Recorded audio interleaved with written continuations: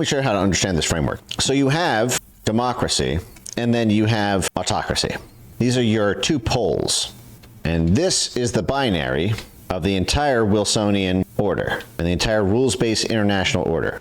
And everything in CIA land operates along this axis. The way we traditionally call the litmus test for whether something is one or the other is open society, and autocracy, closed society. Now, this is very deliberate. The reason this is the consensus back of the napkin litmus for whether we call something a democracy or an autocracy is because open means open to our control. How open is it for us to control it? Do they box out our media? Do they box out our union groups? Do they box out our judges? Do they box out the prosecutors we want to be in power? Do they box out the president we want to be in power? The prime minister that we want to be in power? Have they opened up their oil to us? Have they opened up their aluminum, their copper, their cobalt, their lithium, their diamonds, their gold, their wheat, their bananas? If they've opened it to us, we call them a democracy. You don't need to vote. It ain't about that. You can think of it like, this is going to sound awful. It feels a little uncouth. This is a joke. I don't mean it. It's just, my tongue is in my cheek. If you imagine a butthole, okay? We call something a democracy or an autocracy is just about whether or not they leave their butthole open for us to ram things through it, or if they close up their butthole so we can't put anything in. That is literally the only difference. It's not about voting, okay? Nope. Might think, oh, voting, but the CCP has no votes, so no voting. No. We will lean into that sometimes as a pretext, okay? It's not what it is. The only question is open butthole for the blob or closed butthole.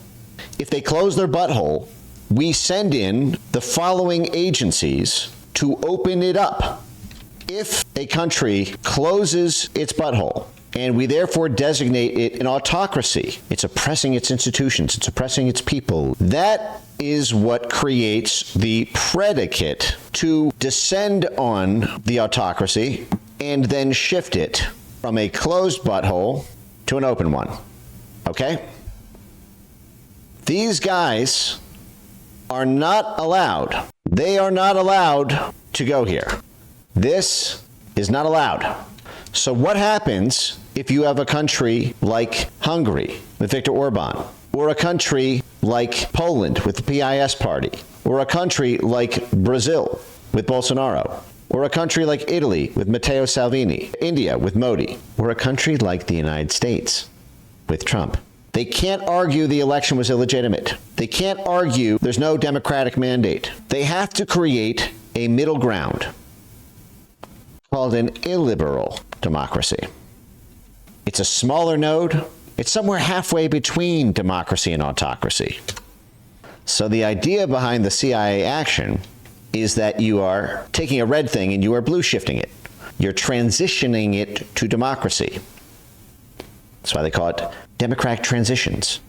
That's why USAID has the Office of Transition Initiatives. You're prying its butthole open. Okay? Now what they say is democracies can go backwards. This is this new concept of democratic backsliding. And what they say is you can have a democracy, but sometimes the darn thing, because of the way people vote in the democracy, it starts backsliding. This process for this term, this is what they call democratic backsliding. Now, my main feedback on the Data Republican thread is that getting into an argument about whether something is or isn't democratically backsliding is missing the entire point of the concept. The entire point of the concept is to get rid of this. Let me explain what I mean by this. When you are seeking a green light at the CIA level, and you say, we're going to overthrow the government of Brazil, the National Security Council says, okay, what'd they do? What'd they do wrong? Well, nothing. Can't really think of anything. They have oil relations with Russia, or Bolsonaro is going against the vaccines. He's railing against the vaccines. Nobody in Brazil is taking them. He's not buying any of the supplies. Bill Gates is a major donor. Pfizer is a major donor. It's a market of 220 million people, and plus it could set off a domino effect of all these other countries. Pick your reason. Well, shit, says the National Security Council. Shit, says the president. We can't say that. We can't tell the New York Times, yeah, we're going to overthrow a democratically elected government. We're going to send in the CIA as we send in Bill Burns. We're going to send the State Department. We're going to send in USAID with the tens of millions of USAID programming. We're going to send in the military as we sent Lloyd Austin to Brazil to protect the profits of Pfizer and do favors for Bill Gates. Oh, well, you know, he's also in a big war with the IMF. He's not agreeing to the terms for the loans. Oh, well, that's a big problem. Yeah, it is a big problem. We can't overthrow their government because of it, though. Lula's going to get on good with them. We need a retail reason to sell to the American public. We need to be able to sell this. We're toppling the largest country in the Western Hemisphere with the largest military. It's the number 10 economy in the entire world.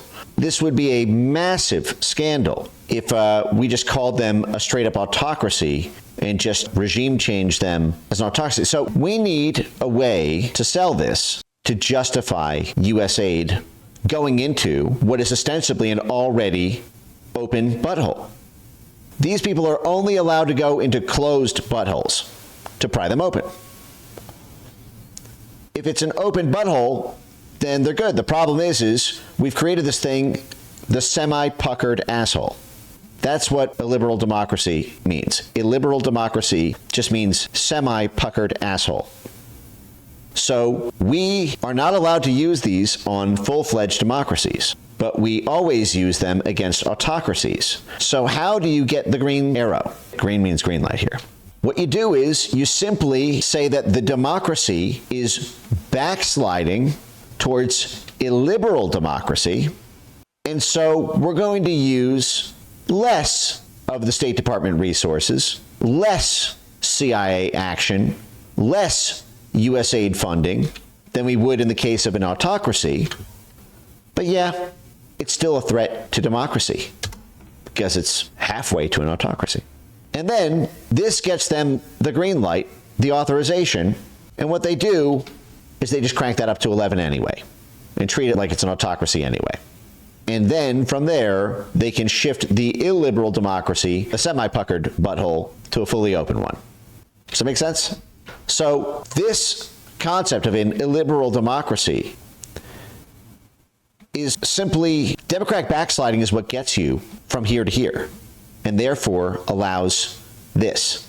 It allows you to crack open the Central Intelligence Agency, the State Department, USAID, DOD civil military, the NGOs, the IMF, the World Bank. You get it? Is that helpful? Again, it's all made possible because of this turn of phrase. One little rhetorical trick going unchallenged. Oh, well, I guess that's a legitimate concept. Once you accept the legitimacy of this, and you accept the legitimacy of this, then this becomes a fait accompli. You checkmate yourself. So while I love seeing that thread, and there were lots of great pulls from there, I talk about it in different terms because to even accept the terms on their face is to already lose.